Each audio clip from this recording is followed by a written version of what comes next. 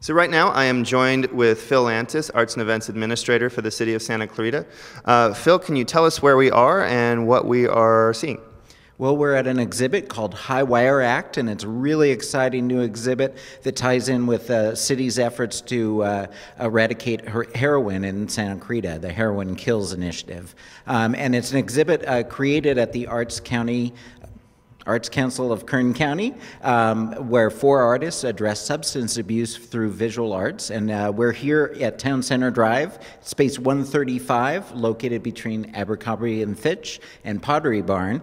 And Westfield Valencia Town Center has been very kind to donate this space through January 7th for this exhibit to take place. Okay, so this is an art exhibit that has already been created, and I think it was created through a grant from Kaiser Permanente, and this was in the Bakersfield area. How did you catch wind of it, and how did it make its way here?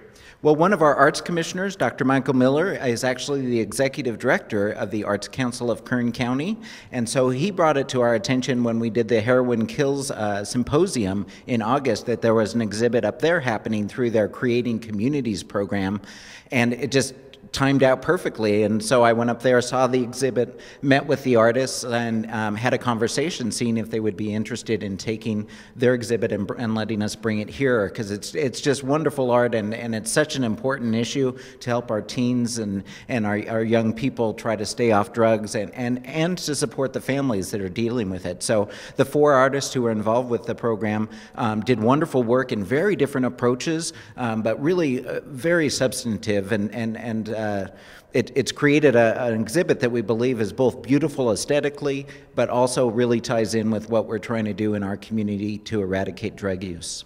And just to talk briefly, as you're seeing some of these images, we have 4 artists. The first one is Barbara Reed, who does photographs, and a lot of her subjects are decrepit buildings, and it's about restoration and coming out of drug use and how you have to restore yourself as a person. She does some really interesting things with the photographs. It's not just standard photographs. She really tweaks them afterwards and makes them interesting.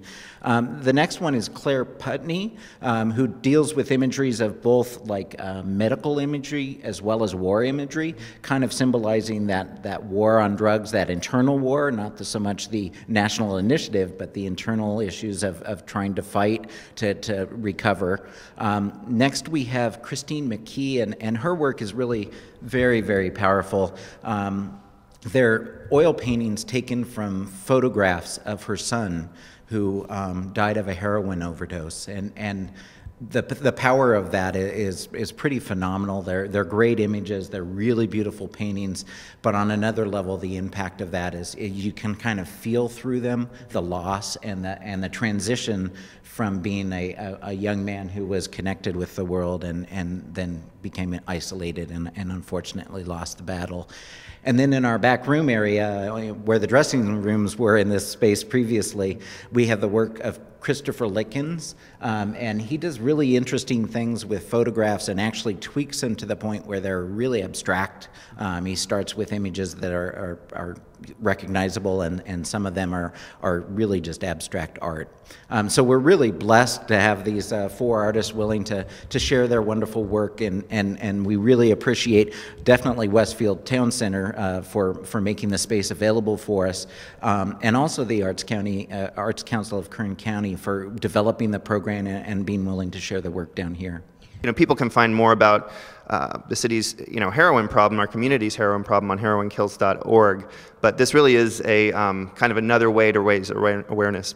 Definitely, it's using art to really address an issue and to raise awareness, because honestly, I think most people in Santa Clarita, until they're personally impacted by the impacts of drugs, using art as a way to talk about that and open or continue the conversation is just an interesting way to approach it. And it was really important for the artists and for the city to have a more intimate relationship with the art and not have it in the first floor gallery at City Hall or at the other spaces here at Town Center, so someone can spend some time and really react to the works. And you mentioned this exhibit is going to be running through January 7th.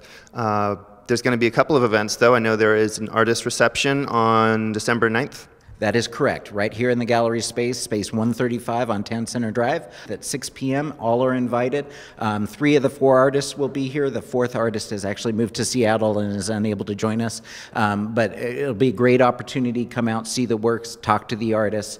And then at the end of the run on January 7th in 2012, we're having an artist lecture, and that's at 1 o'clock on January 7th. And that's an opportunity for the artists to talk to the arts community and anyone who's interested about their process of how they approach this subject, because these works were created as part of a program where they were hired, commissioned to do art on this subject. It wasn't pre-existing work, so they were basically challenged with how do you visually represent the issues of addiction and substance abuse. Phil, I want to thank you for joining us.